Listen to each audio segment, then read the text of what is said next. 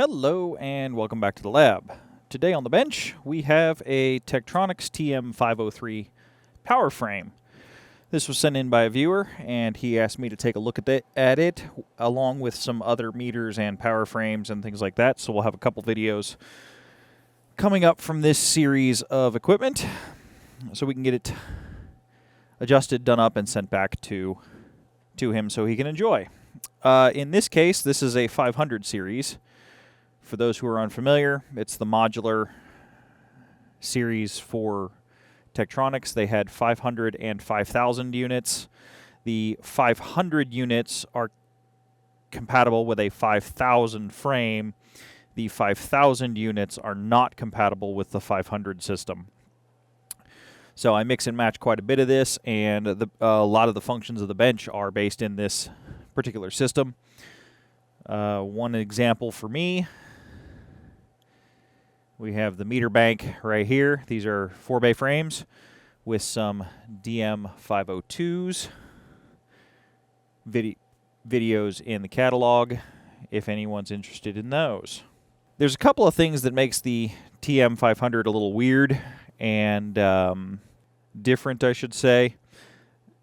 The 500 series, for the most part, runs on linear power supplies. They tend to be back heavy and have some iron and transformers in them. The 5000 series runs on linear power supplies. There's a lot more to them.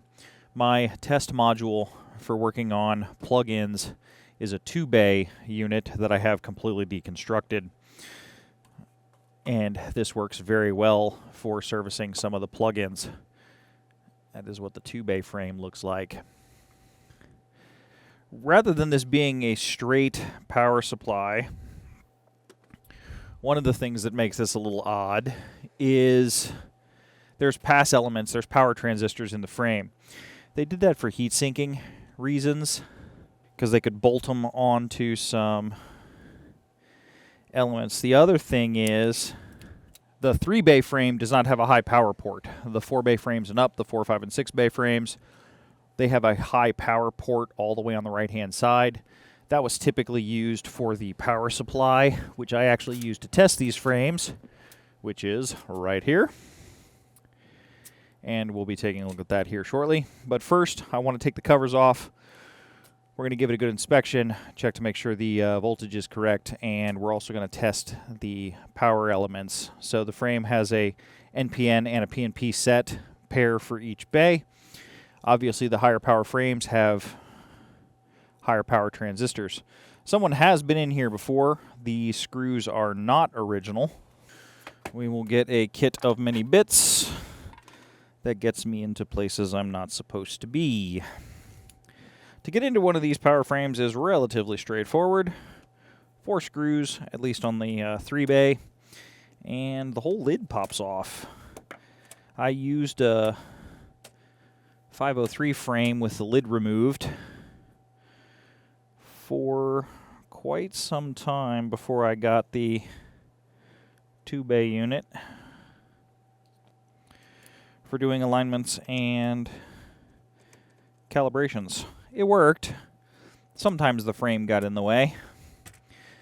I am going to see what we can do about upgrading some of this hardware.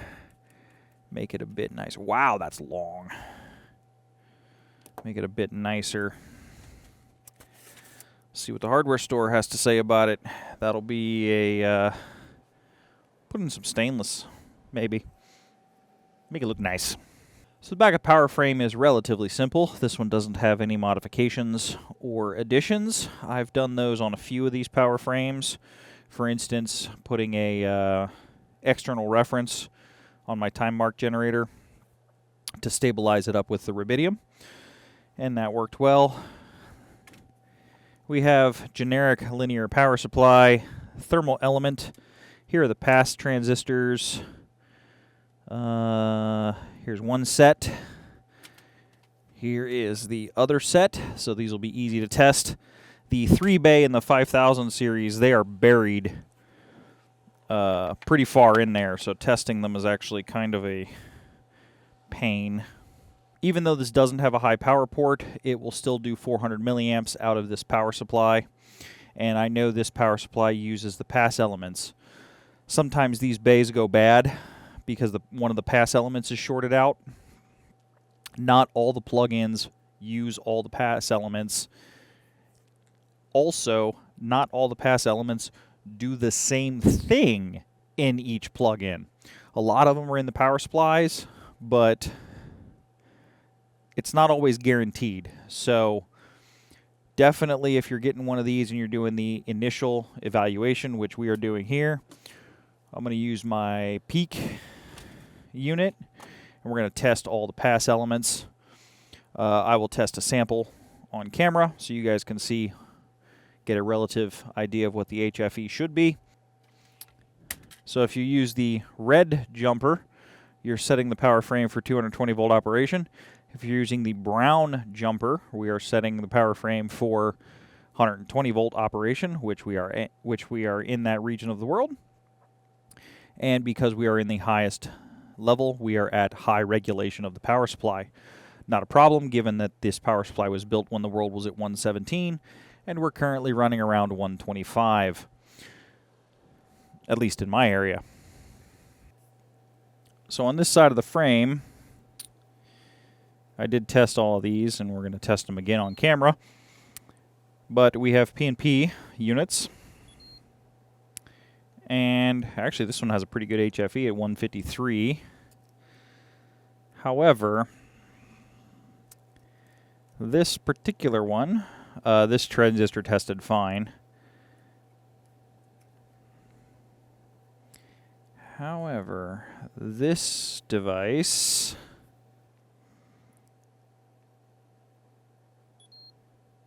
is not testing well. It's testing as a common anode dual Zener diode, which is obviously not the case. So that is not what this device is. So what we're going to do on this particular unit, it's relatively easy. Pull the solder pins and the device will come out.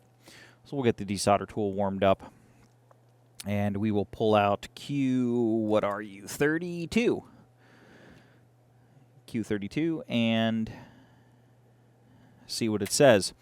One thing to note is on these is, depending on the series, the pinouts for these power silicon devices varies greatly between serial numbers. So triple check the pinouts if you need to replace one when ordering parts, because they do not all use the same and they do not all match.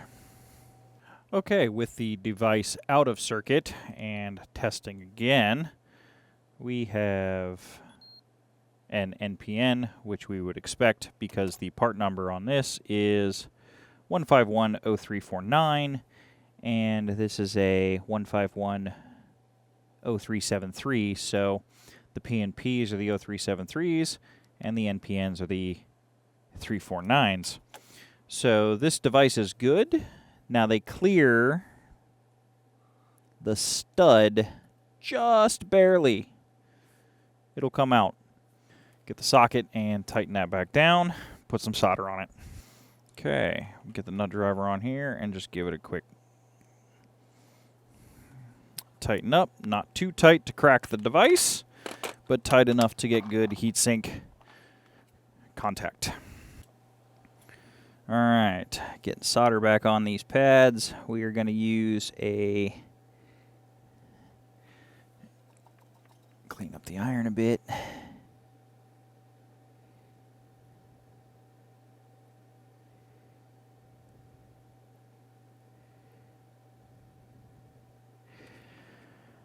Not using the N2 today. Air compressor's not on to charge it up. I have gotten a lot of questions about the N2 soldering station. We'll be doing a video on that in the near future, talking about it specifically. This is just good old-fashioned leaded solder, which there is nothing wrong with. Alright, a bit of isopropyl alcohol to clean the flux off. Come on. There we go. All right. I think we're ready to put a little bit of power into it. Not ready to put a plug-in in yet, but we're going to put power to it and make sure there's no shorts. Okay, do we release the magic smoke? Survey says no, and the power supply was drawing about 4 watts just on its own. So that is good. Let's pop a plug-in in. Well, one thing to note, which I just did, there's not really a good indication that the power is still applied. So make sure the power's off before adding the plug-in. As I was plugging this in, I heard that typical telltale crack of a component dying, and the power supply decided to act stupid and not work. I did find that the fuse blown, so that could have been what I heard, but let's find out. Well, that looks better, and the power supply is behaving. So let's see if we can put some load on it and go from there. Given that it's in 400 milliamp mode, we're going to put 300 milliamps of load on it using my DC load. 0.3. I'm going to put the cover back on it just to make sure the lab cat doesn't decide to lick the 110 line. Also to let it get a little warmer. All right, I'll move you guys up to the load. Taking a look at the load, we are going to say I want load, and I'm 20.222 at 300 milliamps. So we're going to let this cook. I'm going to test each bay. I'll bring you guys back. It's going to be a longer testing than it looks like on camera because I'm going to let this run for about an hour or so, let it get good and warm. And then I have to do that for all 3 bays, plus the positive and the negative side. So the way I get the negative side in the load to keep it positive is I just reverse the leads. And it lets me load down the negative rail. So what we'll do is we'll just let it cook, and I'll bring you guys back when we're having fun. Well, I was hooking up the final plug-ins to check this power frame because it did survive all the load testing, and I think we have a problem. So I put in my FGs just to load up the power frame and make sure it worked, and my FG507 didn't want to work. It was doing just that, which ended up being a dirty switch pack on the function selector, which is not a problem, just needs a little exercise. But my FG502, or 501, was acting very strange. And as we can see, it's behaving quite nicely in my TM506. So I wasn't sure if the plug-in decided to act stupid or if the frame was acting a little funny. So I hooked up one of my SG502s, and we have this going on.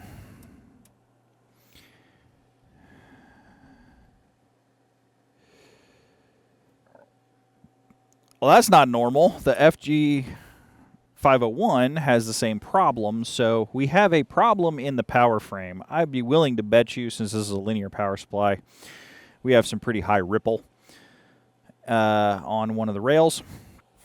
And we might have a bad diode or something where one of the diodes is flaked out, so instead of getting full wave rectification, we're not getting the rectification we're supposed to on one of the power rails, or we have a filter cap that's going bad. But we now have, I thought this was going to be relatively simple and be done, but we have something going on that makes it good for video, which is always good. Reasonably sure it's not the power transistors because it's affecting every bay equally. So if I move the plug-in to the center bay, this will put it on a different set of pass elements. And the way the power supply came in, I'm now thinking I'm still thinking diodes or capacitors, but I'm leaning more towards capacitors given the way it worked out, given what I saw. So what you're seeing is units off. We'll let the caps discharge for a little bit, and we'll turn it back on. what's going to happen is the cap's going to start charging, power rails charging, power rails. Now we have our plus minus rails. So I think one of our bulk filter caps might be on the fritz and needs a change out. Not a problem. We can get some stuff done. Just to prove it is not the plug-in that's acting stupid, this is that same SG502 into one of my into my TM506 or 5006, and plug-in's operating completely normal. No settings were changed or anything like that. We'll turn off the power supply and we'll let it discharge for a little bit. Turn on the power supply and boom. So the question is now, why are you unhappy? Okay, well, we've pulled out the power frame and we're looking at this portion of the circuit. We have the negative supply bulk capacitor, the positive supply bulk capacitor, bridge rectifiers hiding in here. Everything looks all right. Nothing's blown up, leaked out, or anything like that. So I'm going to pull these capacitors out, and I'm also going to check these diodes. But first, let's do a ripple check on the power supply. Get this plugged back in. And this is right off the rectifier into the filter caps. So on the positive rail, and also this is with no plug-in, so this is with no load. Oh, that's not good. We have 3.4 volts peak to peak of ripple into that cap. Negative supply.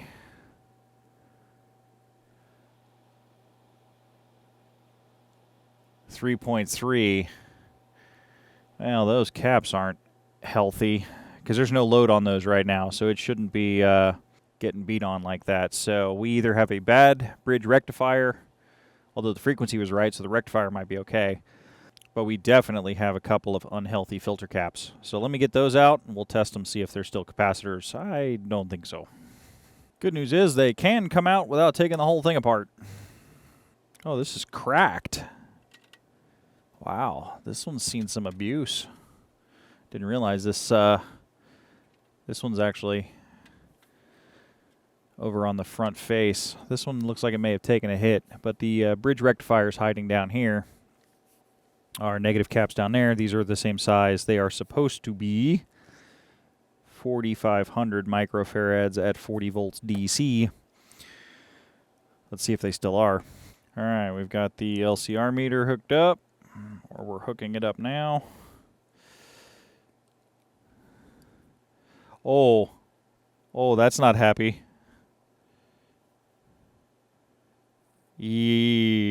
That's not good. It says it's a 16 megohm resistor. All right, let's give it some parameters, not leaving it in auto mode. These caps are not happy. Capacitor parallel, we want 100 or 120 hertz test frequency.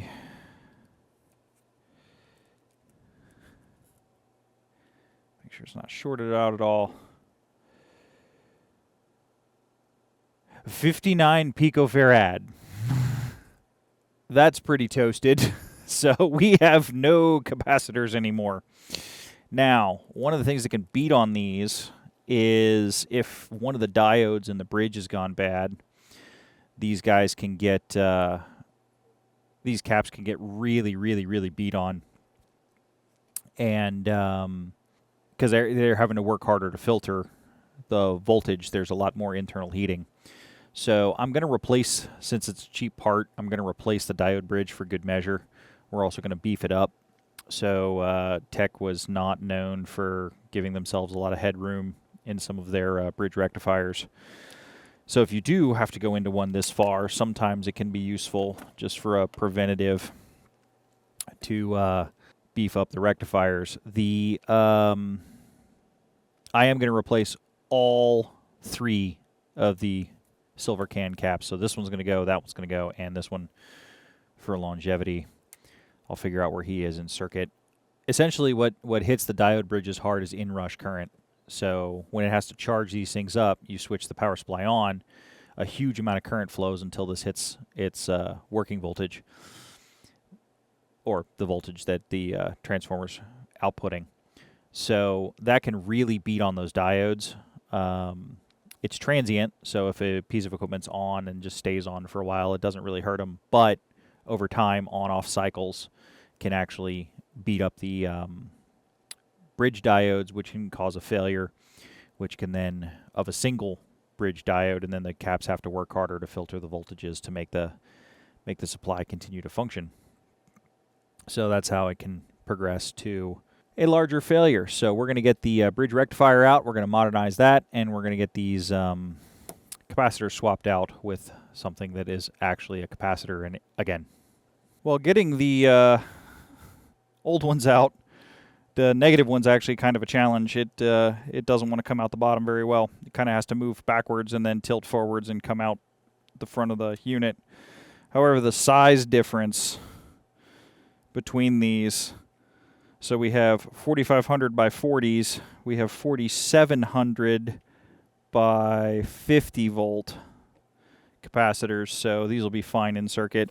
The power rail's 33.5 unregulated, so these should 50 volts should be decent enough amount of headroom. The next cap up I have in stock, I believe, is a 10,000 microfarad cap, which will be too much for the bridge rectifier to handle. So we don't want to do that. Okay, well, we'll check the rectifier real quick. We should have a diode drop this way. We do. We should have a diode drop. We should not have a diode drop this way. We don't. We should have a diode drop this way. If I can make a connection to this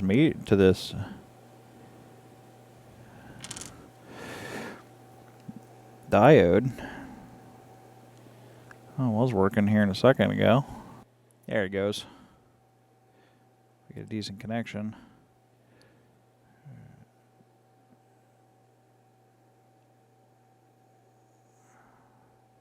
Should diode drop that way, which we do.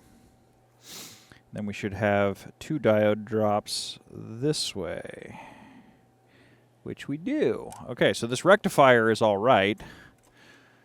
So let's throw the caps in and see what happens. Okay, with our rectifier good, our capacitors are in place. I have confirmed how they're hooked up. So even though the negative stripe on the capacitor is on the correct side, they are hooked up into circuit the correct way, and I will show that here in a moment. So I did have to add a jumper wire for ground on the positive side because the cap is sitting in this hole, but this ground plane and this ground plane are discontinuous, so and it was using the capacitor to short those out and make that a continuous section. This point and this point are part of this ground plane, and there's no discontinuous ground planes on the back side. All four of these points are on a continuous ground plane. They have plated through holes. If you wanted to be ultra sure, we could put a pin through each one of these holes just to make sure the plated through hole doesn't go away. I have seen plated through holes fail very, very rarely, but I did have one die in one of my 5,000 frames. So it is something that happens. The positive side of the capacitor is connected here. The negative side of the capacitor is connected here. That's why they're in circuit the same way, because on this one, the positive side of the capacitor is connected here, and the negative side of the capacitor is connected right here.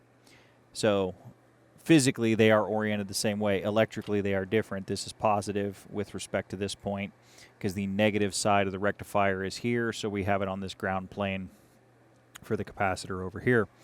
We also have a... Actually, now that I'm looking at it, that's a pretty decent loop area for the negative supply, so I am going to bridge this connection and this connection with a negative black conductor wire. I have some more wire, so I'm going to take this point and I'm going to pull it over here because this is a short run, but the primary plate of this capacitor is negative, so I do want to add a jumper wire from here to here, which we will do right now. Okay, we are good and we are away from the center pin of that capacitor. So, capacitor's nice and solid in there. Filling in this larger hole with solder was actually somewhat of a challenge.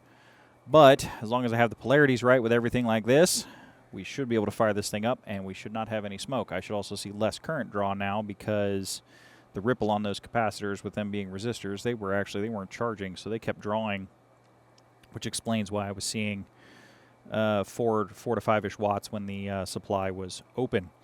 So we'll check this with the meter, make sure we're getting good DC out of this, and then we'll throw some plugins in and make sure they're not being stupid. Okay, after triple checking the polarities are right, let's give it some power and see what happens. No smoke. We are drawing about 4 watts. And the power rails say nothing. Do I not have a good ground?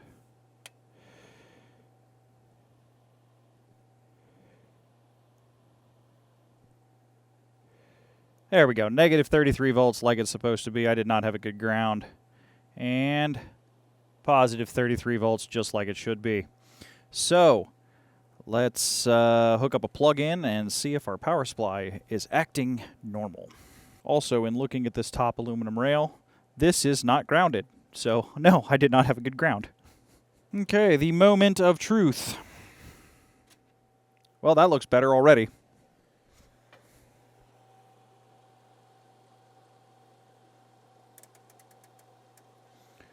Well, I will take that. Okay, so our power supply is now fixed. I still need to do that one larger power supply, or larger cap in the back. But we definitely had some capacitor problems in this one.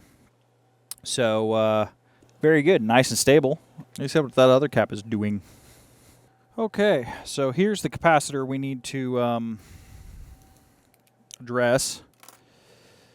What is going on here? Well, we've got the center tap of the transformer on one of the windings of the transformer coming off here. We're using the cap ring to ground over to the board, and then we have the power line coming from the board where we're getting full wave rectification with a center tap from the 2 diodes on the front of the board. So this is our 11.5 volt supply. This is an 18,000 microfarad capacitor. We have a 18,000 microfarad capacitor that's going to go in. This one is rated at 15 volts. We have a 25. It's going to serve just fine. We do have to deal with the size difference, though. This is a much smaller capacitor than what's currently in there, so when we pop this out of its support, it's not going to support this new cap very well, so we're going to zap strap this into the support and get it to be good for the long run. So what we'll do is we'll take these two connections out of the cap, pull it out, remake these 2 connections, and then figure out how to physically mount it back into the unit. All right, one last smoke check before burn-in, and survey says looking good. Here's what's coming out of the power frame. So what I'm going to do is I'm going to put the covers back on it, and then what we're going to do is just let it burn in on the bench again for a while, make sure none of the caps get unhappy, everything is looking good.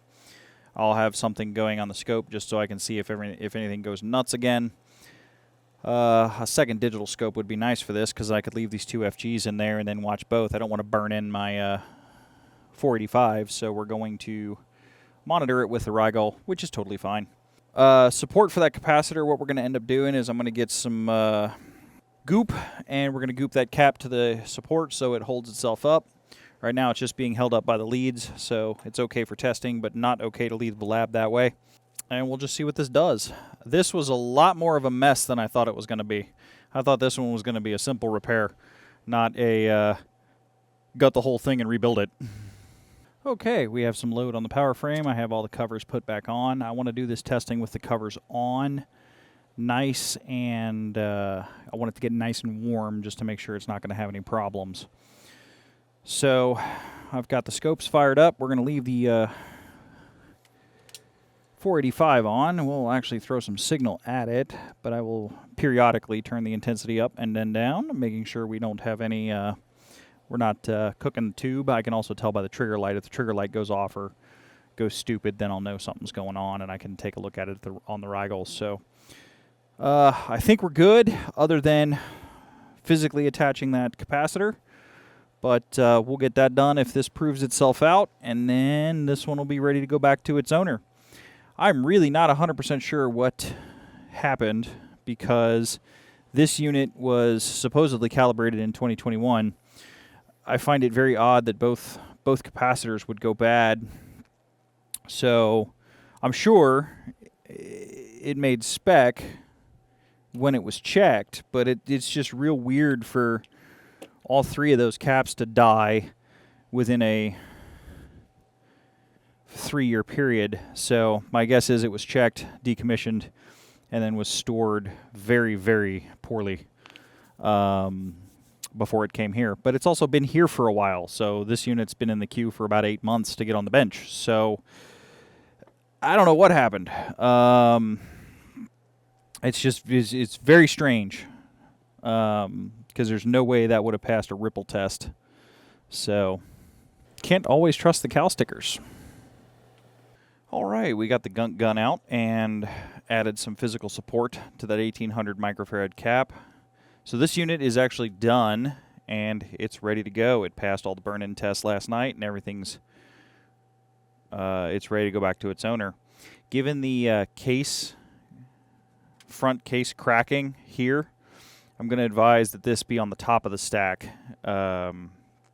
It's fine. It's got hold points on the outer shell, so it'll line up and it won't flop around. But I don't want too much weight on top of it because it's lost some structural support on the front end, and I don't want the plugins to get crushed. And some of this vintage gear can get quite heavy. So, thanks for stopping by the lab, taking a look at this. I thought this was going to be a straight power supply check-in, but this got a lot more interesting. And if you like the content, hit the subscribe button and hang around. We have Patreons are running about 4 videos ahead right now from YouTube, at least at the recording of this video. And so if you'd like a little bit more content, check us out up there. There is nothing behind the paywall at this moment in time. It's just early release of the videos from YouTube. So, but the support to the channel does go, everything goes back into making videos, getting equipment, and helping make the channel better. So thank you all to those who have contributed and supported. With that, I will see everybody in the next video. As always, more is on the way.